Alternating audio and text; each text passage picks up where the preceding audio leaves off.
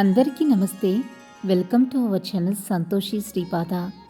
August నెల సింహరాశి వారి మాస ఫలితాలు ఏ విధంగా ఉన్నాయో ఈరోజు వీడియోలో మనం తెలుసుకుందాం. ఈ రాశి వారికి ఈ మాసం మిశ్రమ ఫలితాలు ఉంటాయి. మాసం ప్రారంభంలో దీర్ఘకాలిక అనారోగ్య సమస్యలు బాధిస్తాయి.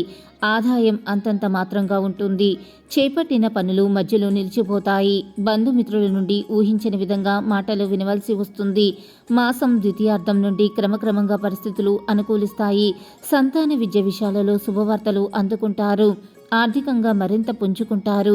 వృత్తి వ్యాపారాలు లాభసాటిగా సాగుతాయి. కుటుంబ సభ్యులతో పుణ్యక్షేత్రాలను సందర్శిస్తారు. ఉద్యోగులకు కొంత మెరుగైన పరిస్థితులు ఉంటాయి.